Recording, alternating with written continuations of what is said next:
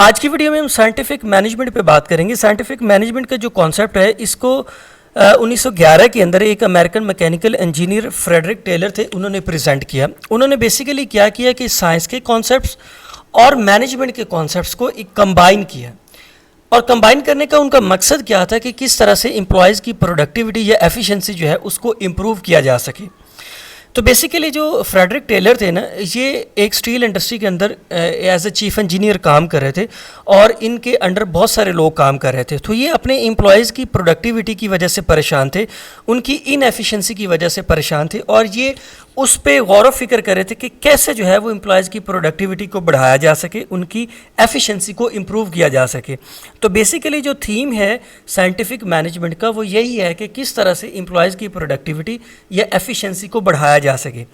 तो इस चीज़ पे उन्होंने गौर व फिक्र करके जो है ना साइंटिफिक मैनेजमेंट की टर्म को इंट्रोड्यूस कराया। इसके अंदर उन्होंने क्या किया कि जो मैनेजमेंट है ना उसके अंदर उन्होंने साइंस के कॉन्सेप्ट्स को लेके आए। साइंस के कॉन्सेप्ट्स और मैनेजमेंट के कॉन्सेप्ट्स को इन्होंने कंबाइन किया। इस वजह से उनकी ये जो अप्रोच है ना इसको टेलरिज्म का भी नाम देते हैं उनके नाम से, क्योंकि उनका फ्रेडरिक टेलर नाम था। इस वजह से इस अप्रोच को, साइंटिफिक मैनेजमेंट की अप्रोच को टेलरिज्म का भी नाम देते हैं कि इसके अंदर उन्होंने बेसिकली क्या किया, the application of concepts of science in management, कि जो साइंटिफिक कॉन्सेप्ट्स थे ना, जो साइंटिफिक मेथड्स है उनको वो मैनेजमेंट के अंडर लेके आए। साइंटिफिक कॉन्सेप्ट्स क्या होते हैं कि साइंस के अंदर हम क्या करते हैं कि अगर हमें कोई प्रॉब्लम आइडेंटिफाई होता है तो हम उसका रूट काज एनालिसिस करते हैं, हम उसका काज एंड इफेक्ट एनालिसिस करते हैं, एक साइंटिफिक स्टडी करते हैं, उसकी बेस पे हम रिजल्ट्स को कंक्लूड करते हैं और उन रिजल्ट्स की बेस पे हम ये देखते हैं कि जो प्रॉब्लम था वो किस वजह से था, उसकी क्या रूट काज थी, किस वजह से वो प्रॉब्लम अराइज हो रहा था, फिर उसके सोल्यूशन की तरफ आते हैं। तो बेसिकली उन्होंने क्या किया कि मैनेजमेंट के under scientific principles, scientific method या साइंटिफिक टूल्स को इम्प्लीमेंट किया। इससे क्या हो गया कि जो मैनेजमेंट है और साइंस जो है इसको कंबाइन कर दिया। इस वजह से इस कॉन्सेप्ट को साइंटिफिक मैनेजमेंट का नाम देते हैं। और साइंटिफिक मैनेजमेंट क्या चीज़ है, अब इसकी डेफिनेशन को देखते हैं। The scientific management is to increase the employees productivity by applying scientific methods to the management, कि मैनेजमेंट के अंदर साइंटिफिक प्रिंसिपल्स, साइंटिफिक मेथड्स को इम्प्लीमेंट करके, अप्लाई करके एम्प्लॉयज़ की प्रोडक्टिविटी को बढ़ाना, इस कॉन्सेप्ट को साइंटिफिक मैनेजमेंट का नाम देते हैं। अब जो फ्रेडरिक टेलर ने कहा ना साइंटिफिक मैनेजमेंट, उसके अंदर उन्होंने ये कहा कि आपकी जो डिसीजन मेकिंग होनी चाहिए ना वो based on the scientific studies होनी चाहिए, ठीक है। और साइंटिफिक टूल्स को अप्लाई करके जो आप साइंटिफिक स्टडी करें उसके जो रिजल्ट्स आएँ उसके बेस पे आपकी डिसीजन मेकिंग होनी चाहिए मैनेजमेंट के अंदर। ट्रेडिशनल मैनेजमेंट अप्रोच क्या थी कि जो मैनेजर्स हैं वो अपनी विलिंगनेस की बेस पे, अपनी पसंद नापसंद की बेस पे जो है वो डिसीजन मेकिंग करते थे और जिसके अक्सर जो रिजल्ट्स हैं वो अच्छे नहीं आते थे। तो फ्रेडरिक टेलर ने साइंटिफिक मैनेजमेंट के अंदर ये कहा कि आप जो डिसीजन मेकिंग करेंगे वो based on the scientific studies होनी चाहिए, उसके बेस पे कोई ना कोई स्टडी हो और उस स्टडी के अंदर जो है वो साइंटिफिक टूल्स को इम्प्लीमेंट किया जाना चाहिए। फिर उस स्टडी के जो रिजल्ट्स हैं उन रिजल्ट्स की बेस पे आप डिसीजन मेकिंग करें, ना कि जो है ना आप अपनी ज़ाती पसंद नापसंद की बेस पे डिसीजन मेकिंग करें। फिर उन्होंने ये कहा कि जो प्लानिंग और एग्जीक्यूशन है ना इन दोनों को सेपरेट कर देना चाहिए, कि जो लोग प्लानिंग करें वो एग्जीक्यूशन ना करें, जो एग्जीक्यूशन कर रहे हो वो प्लानिंग ना कर रहे हो। ट्रेडिशनली क्या होता था कि जो प्लानिंग और एग्जीक्यूशन होती थी ना वो इकट्ठी थी, कि जो लोग काम कर रहे हैं वो पहले उसकी प्लानिंग करते थे फिर वो उसको एग्जीक्यूट करते थे। तो प्लानिंग और एग्जीक्यूशन जो थी ना वो वही लोग थे, जो प्लानिंग करते थे वही एग्जीक्यूशन करते थे। तो फ्रेडरिक टेलर ने ये कहा कि जो प्लानिंग है उसको सेपरेट कर दें और एग्जीक्यूशन को सेपरेट कर दें, प्लानिंग और लोग करें और एग्जीक्यूशन जो है वो और लोग करें, ठीक है। फिर उसके बाद उन्होंने जो स्पेशलाइजेशन का कॉन्सेप्ट जो है ना उसको इम्प्लीमेंट कराया है, कि जो स्पेशलाइजेशन है ना कि जो बंदा काम करे ना वो जिस भी जगह पे काम करे ना वो उसका स्पेशलाइज्ड हो, वो और कोई काम ना करे। फॉर एग्जांपल अगर कोई बंदा ड्रिलिंग का काम कर रहा है तो वो ड्रिलिंग का ही स्पेशलाइज्ड हो, कोई वेल्डिंग का काम कर रहा है तो वो वेल्डिंग का ही स्पेशलाइज्ड हो, कोई आईटी के अंडर काम कर रहा है, सॉफ्टवेयर डेवलपमेंट का काम कर रहा है तो वो उसकी स्पेशलाइजेशन वही होनी चाहिए। कोई सॉफ्टवेयर मेंटेनेंस का काम कर रहा है तो उसकी जो स्पेशलाइजेशन है ना वो सॉफ्टवेयर मेंटेनेंस की होनी चाहिए। कोई इंस्टॉलेशन या डिबगिंग या टेस्टिंग का काम कर रहा है ना तो उसकी स्पेशलाइजेशन उसकी रेलेवेंट फील्ड ही होनी चाहिए। ऐसा नहीं हो, one size fit fall all नहीं होना चाहिए कि हर बंदा हर जगह काम नहीं करना चाहिए, बल्कि स्पेशलाइजेशन का कॉन्सेप्ट जो है वो साइंटिफिक मैनेजमेंट के अंडर जो है वो लेके आए कि जो है हर बंदा जो है वो अपनी फील्ड का स्पेशलाइज्ड हो और वो वही काम करे। ऐसा नहीं कि जो वेल्डिंग का काम कर रहा है वो ड्रिलिंग भी करे, जो ड्रिलिंग का काम कर रहा है वो वेल्डिंग भी कर रहा है, वो प्लानिंग भी कर रहा है, ऐसा नहीं होना चाहिए। स्पेशलाइजेशन का कॉन्सेप्ट उन्होंने इम्प्लीमेंट कराया। इसके बाद उन्होंने एक और कॉन्सेप्ट बताया कि यूनिटी ऑफ कमांड होनी चाहिए, कि एक बंदे को जो काम दे रहा है ना, जो काम असाइन कर रहा है वो एक ही बंदा कर रहा है, कि हर एक बंदे का जो सुपरवाइज़र होना चाहिए ना वो एक होना चाहिए।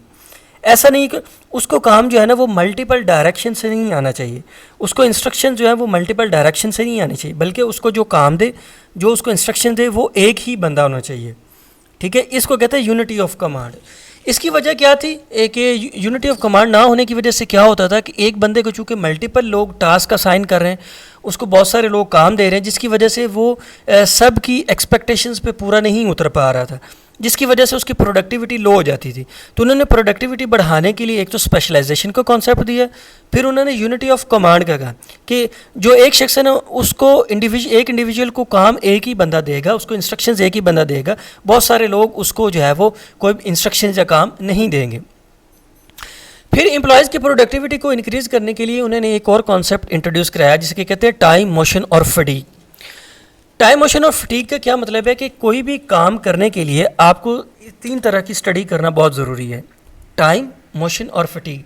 टाइम का मतलब ये है कि इस जो जॉब है ना, ये जो एक्टिविटी होनी है, इस पर कितना टाइम लगेगा। ठीक है, आपको उसका एनालिसिस होना चाहिए कि आप कितने मिनिमम टाइम के अंदर इस एक्टिविटी को एग्जीक्यूट कर सकते हैं, 1 घंटे के अंदर, 2 के अंदर, आधे घंटे, 30 मिनट्स के अंदर, 45 मिनट्स के अंदर। तो किसी भी जो भी एक्टिविटी है ना उसका एक जो है वो आपको मिनिमम टाइम कैलकुलेट करना चाहिए कि ये काम कितने मिनिमम टाइम के जो अंदर हो सकता है। ठीक है, फिर मोशन कि कितनी मिनिमम फिज़िकल मूवमेंट से आप वो काम कर सकते हैं, क्योंकि जितनी ज़्यादा आपकी फ़िज़िकल मूवमेंट्स होंगी ना तो उससे जो है फटीग के चांसेस ज़्यादा होते हैं। ठीक है, उससे टाइम भी ज़्यादा लगता है। तो इसलिए उन्होंने कहा कि आपका जो मोशन है ना वो मिनिमम हो, कि कितनी मिनिमम मोशन से आप ये काम कर सकते हैं। इस तरह जो फटीग है, फटीग का कॉन्सेप्ट बहुत इंपॉर्टेंट है कि इंसान जब मॉर्निंग में आता है ना तो फ्रेश होता है ना, तो उसकी प्रोडक्टिविटी ज़्यादा होती है। जैसे जैसे वो काम करता रहता है ना उसके अंदर थकान या थकावट जो है वो होती रहती है, जिससे अल्टीमेटली क्या होता है कि उससे ग्रेजुअली जो है ना उसकी प्रोडक्टिविटी लो होती रहती है। कि सुबह वो आया तो उसकी प्रोडक्टिविटी ज़्यादा थी, जैसे जैसे वो काम करता गया तो उससे उसकी प्रोडक्टिविटी कम होती गई। तो इस फटीग को कम करने के लिए उन्होंने ये कहा कि आपको ना ब्रेक होनी चाहिए after certain time, after specific job activity जो है ना ब्रेक्स होनी चाहिए, ताकि उस ब्रेक के अंदर क्या होता है कि आपकी टी ब्रेक है या लंच ब्रेक है, ये वैसे आपको एक ब्रेक दी जाए जिसके अंदर इंसान जो है वो फ्रेश हो जाता है, उसकी जो है वो थकन दूर हो जाती है, उसके बाद फिर वो अपनी जॉब पे दोबारा जा सकता है। तो minimum time, minimum motion, minimum fatigue के साथ आपको अपने काम को एग्जीक्यूट करना चाहिए।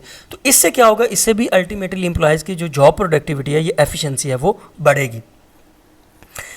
फिर फ्रेडरिक टेलर ने अपने साइंटिफिक मैनेजमेंट के कॉन्सेप्ट में ये कहा कि जो आपके टूल्स हैं ना, जिन टूल से आपने काम करना है, या जो टाइम पीरियड किसी जॉब के लिए चाहिए, या जो वर्किंग कंडीशंस चाहिए, इनको स्टैंडर्डाइज कर दें।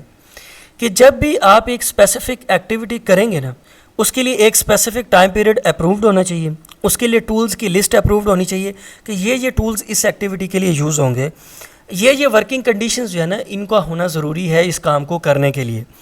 तो आपने वर्किंग कंडीशंस को स्टैंडर्डाइज कर दिया, टूल्स को स्टैंडर्डाइज कर दिया, टाइम पीरियड को स्टैंडर्डाइज कर दिया। तो इससे भी क्या होता है कि एम्प्लॉयज़ की जो है ना वो प्रोडक्टिविटी बढ़ती है। जब आप बेटर वर्किंग कंडीशंस देंगे, जब आप एक स्पेसिफिक टाइम पीरियड एक जॉब का डिज़ाइन कर देंगे और टूल्स को भी डिफ़ाइन कर देंगे।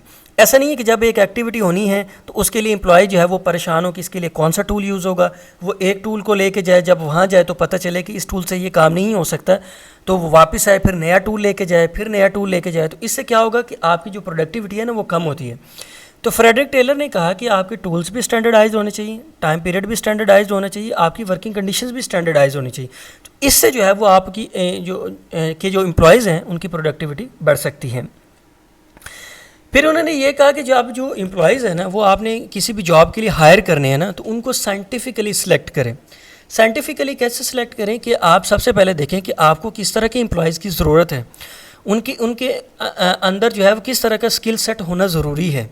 आपको किस तरह के एम्प्लॉयज़ चाहिए, किस तादाद में चाहिए, ठीक है। फिर आप उस तरह के एम्प्लॉयज़ को हायर करें जिनके के पास रेलिवेंट स्किल सेट हो, ठीक है। और जब आपके वो एम्प्लॉयज़ मिल जाएं तो फिर आप उनको रेलिवेंट ट्रेनिंग दें। जो आपका काम है, जो एक्टिविटी उन्होंने परफॉर्म करनी है, उसकी रेलिवेंट जो ट्रेनिंग है वो उनको दें, ताकि जब उनके पास रेलिवेंट ट्रेनिंग होगी तो इससे अल्टीमेटली उनकी प्रोडक्टिविटी बढ़ेगी। फिर फ्रेडरिक टेलर ने एक और इंटरेस्टिंग जो है वो कॉन्सेप्ट इंट्रोड्यूस कराया साइंटिफिक मैनेजमेंट के अंदर, जिसके थ्रू आप अपनी एम्प्लॉयज़ की प्रोडक्टिविटी या एफिशिएंसी को बढ़ा सकते हैं। वो था differential piece rate system. Differential piece rate system का क्या मतलब है कि जो एम्प्लॉयज़ जितने यूनिट्स प्रोड्यूस करेगा उसको उतनी पेमेंट की जाएगी। फॉर एग्जांपल कोई एम्प्लॉई है वो 50 यूनिट्स प्रोड्यूस करता है तो उसको 50 यूनिट्स की पेमेंट कर दी जाएगी। कुछ एम्प्लॉयज़ हैं जो कि 100 यूनिट्स प्रोड्यूस करते हैं तो उनको 100 यूनिट्स की जाएगी। कोई 110 प्रोड्यूस करते हैं तो उनको 110 यूनिट्स की जो पेमेंट है वो की जाएगी। तो ये डिफरेंशियल पीस रेट सिस्टम था, फिक्स्ड नहीं था कि सबको एक जितनी सैलरी मिलेगी, ऐसा नहीं था। जो जितना काम करेगा उसको उतनी सैलरी मिलेगी। तो इससे क्या होगा कि एक कंपटीशन डेवलप हुआ कि लोगों के अंदर एक कॉन्फिडेंस आया, एक मोटिवेशन आई कि वो जितना ज़्यादा काम करेंगे ना उनको उतनी ज़्यादा पे मिलेगी। अगर वो 50 यूनिट्स प्रोड्यूस करेंगे तो उनको उतनी पे मिलेगी। अगर वो 100 यूनिट्स प्रोड्यूस करेंगे तो उनको डबल पे मिलेगी। अगर वो 110 यूनिट्स प्रोड्यूस करेंगे तो उनको और ज़्यादा पे मिलेगी। तो इससे डिफरेंशियल पीस रेट सिस्टम से क्या होगा कि ओवरऑल जो एम्प्लॉयज़ की प्रोडक्टिविटी थी ना, या जो एफिशिएंसी थी, वो बढ़ गई थी। तो ये कॉन्सेप्ट था साइंटिफिक मैनेजमेंट का।